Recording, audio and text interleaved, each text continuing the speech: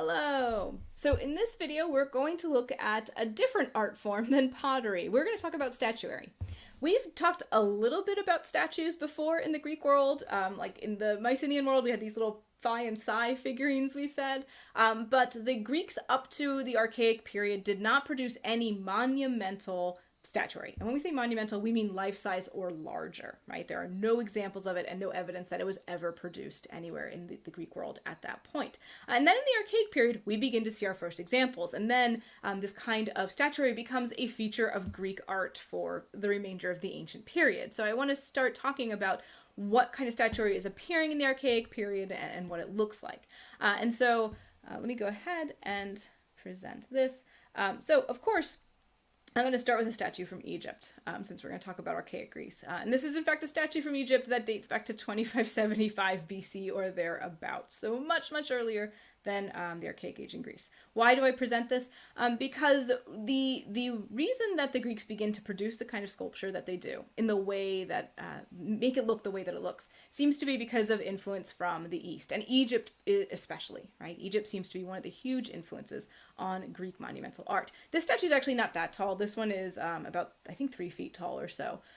But still, it's a larger size, and Egypt definitely has life-size and monumental, like higher than life-size statues. But I want to point out a couple features. This statue shows a very rigid pose, one foot in front of the other, arms rigidly at the side, the hands look clenched, right? The body's also pretty blocky, right? There's not a lot of depth to the ornamentation. You can see that his little kilt is essentially carved in, inscribed in, rather than any attempt to show drapery and folds or anything like that. So there's a blockiness and a stiffness to it.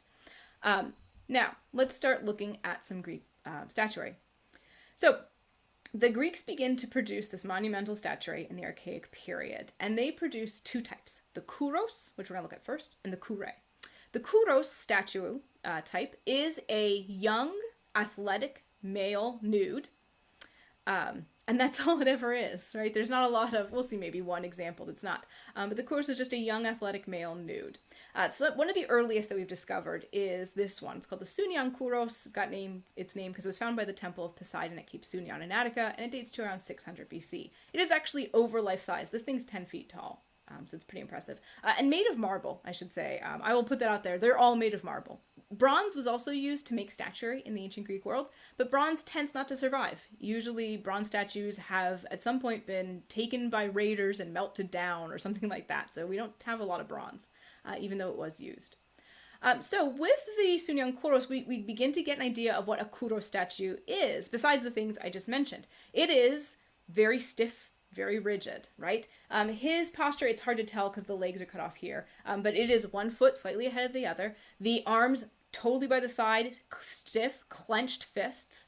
The body blocky with not a lot of depth in the detail. You can see his muscles here are just inscribed, right? Rather than make an actual curve to show the curve of the muscles or the curve of the stomach there, they are just inscribed. Same with these leg muscles here as well, right? And so this is what the Kuros looks like, and it will evolve over time, as we'll see. Before we go on, though, I just want to talk a little bit more about what the Kuros is used for. So there seem to be 2 major contexts. One, it was used as a funerary marker, so to mark a grave. We had talked about craters being used for this earlier, like the geometric craters having this function, and now we're seeing the Kuros doing this as well. The other thing we find it used as is a votive dedication, which is an offering you make to a god, and in return for which you ask for a favor, so an offering. These would have to be for the funerals of wealthy men, right? Or for the dedications made by wealthy families. Because to produce a statue of marble of this size, even one that's just life-size, would be an incredible expense, an incredible undertaking. So this must represent work commissioned by aristocratic elites. The other thing I want to mention is the subject matter. So, I mean, we said the subject matter is young, athletic, nude men, but some people question, are these supposed to be specific people? Is this supposed to be a god? Is this supposed to be just a regular person? And I will say that question is unanswered. There are some people who think that these are meant to represent Apollo, but these are found in a lot of different contexts that don't really make sense for Apollo. Some think it is meant to be someone sort of divine or heroic. Some think it's a regular person. That question is still up in the air. All right, So when we look at other examples of the Kuros, here we have the sacred gate Kuros on the right, and then another Kuros that was discovered in Attica on the left. They continue to have the same features. That pose, which we can now see in full, one foot slightly in front of the other, hands clenched by the side, very little depth to the detail. It's mainly inscribed in. These features persist. Over time, though, they will begin to loosen up, and we will begin to get increased realism.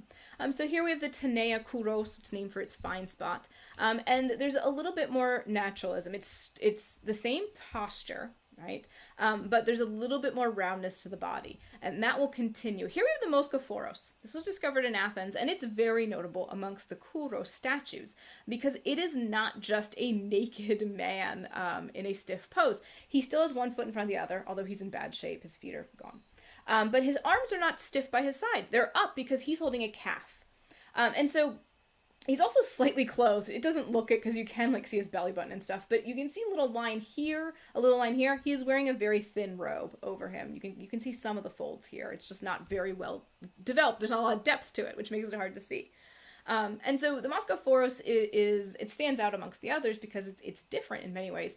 But it's also a good clue that this may indicate a worshiper or a normal person rather than a god, because this is probably meant to represent someone bringing a calf to sacrifice to a god. Okay, and so that realism continues throughout the Archaic period. Here we have the Munich Chorus. Again, the posture is the same and there is this stiffness, but we're beginning to get more depth and roundness to the body. Here's another notable one. This is the Anavisos Kuros. And this is notable because it has an inscription on it. Again, it shows a little bit more anatomical realism, a bit more roundness to the musculature, but the inscription on it shows exactly what it was used for. So this used to be on a base that had a Greek inscription that said, "Stop and show pity beside the marker of Croesus, dead, whom, when he was in the front ranks, raging Ares destroyed." So we're told this is to mark the grave of Croesus and that he died in battle, right? This is what it tells us. Okay, I think that's our last Kuros. Oh, no, I have another one, the Nicandre Kuros. Which shows a little bit more loosening up of the type. That the arms here are not straight by the side again, or they're not straight by the side. They have a little bit more of a curve to them. It's a little bit looser. So the history of the Kuros across the Archaic period is of a kind of a loosening up and an increased realism, right? The posture loosens a little bit, and there is more of a roundness and realism to the anatomy. The ultimate result of this is that we begin to see statues that aren't really a Kuros. They are not just this naked young man, although this obviously is a naked young man, but that are supposed to be specific figures, that are clearly meant to be specific figures. Here we have a bronze statue, one of the few.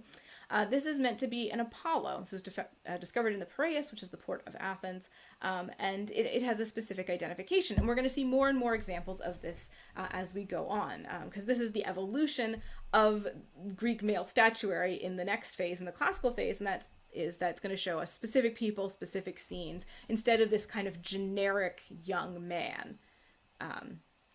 Okay, and so that's the Kuros. Now I said there's a second type of statue that gets produced in this period, and that is the Kure. And the Kure is a female statue. And in fact, in ancient Greek, Kuros means young man, Kore means young woman. The female statues are different. They are of young women, but they are not naked. They are never naked, in fact. The Greeks don't depict nude women for a while. They're always clothed.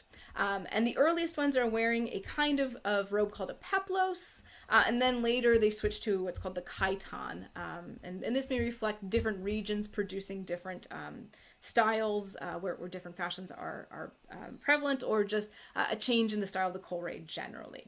So I think the earliest Kore we have, I believe this is our earliest one, is the Nicandre Kore, which was discovered on the island of Naxos and dates to about 650 BC. You can see it's not in good shape. The face is really damaged. It's been worn away over time.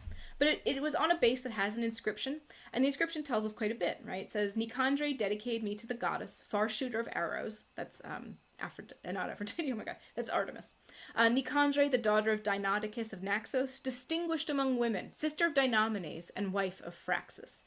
So Nicandre dedicated this statue to Artemis. So it's fulfilling a similar function, right? We said the Kuros is used for grave markers and votive objects. The Kore is going to be the same thing, but probably focused more on elite women burials and elite dedications to female gods, right? To goddesses like Artemis and so forth. Okay. The The statues themselves continue to have a stiffness to their pose. Women don't have their 1 foot forward, right? Their feet are together, but their arms are straight by their side. And again, there's not a lot of depth to the detail, right? She has a fairly boxy and kind of flat look to her. And so this continues for a bit more. One of our next Kore is known as the Frasaclea Kore.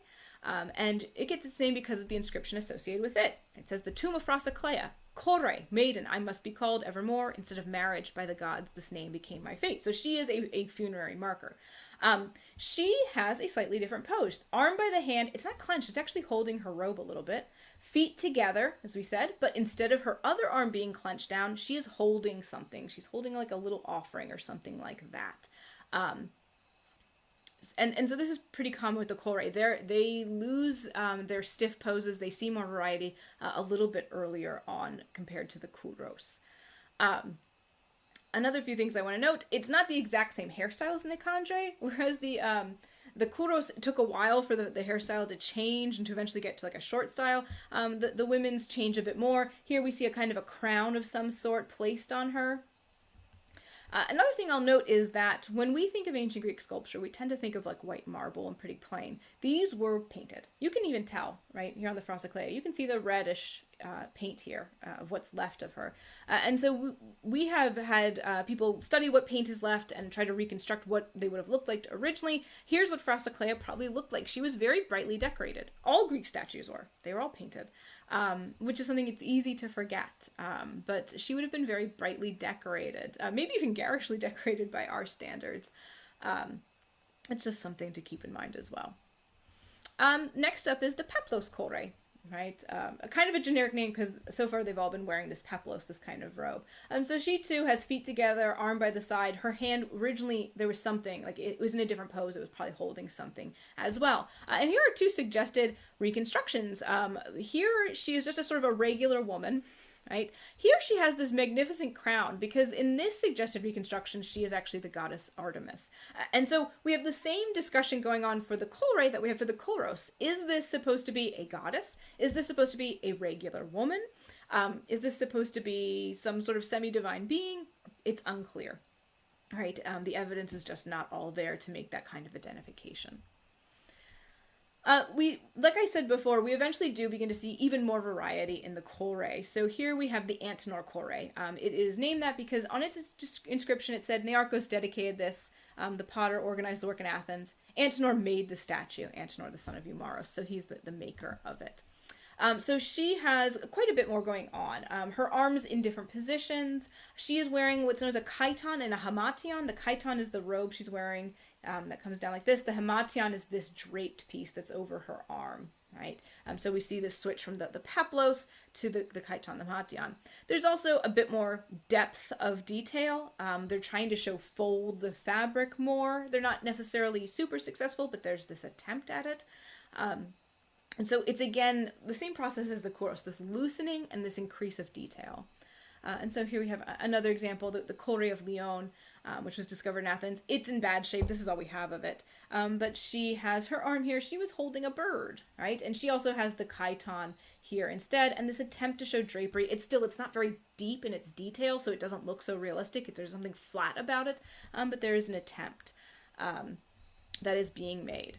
Okay, so the major takeaway here is that in the Archaic period, the Greeks begin to build monumental statuary, which is life-size or greater statues of marble and bronze, though only marble persists, right? With the great influence being Egypt. And so thanks to the Egyptian influence, probably the statues that are made here are very stiff, rigid, with a low level of depth and detail to them, although it improves over time, right?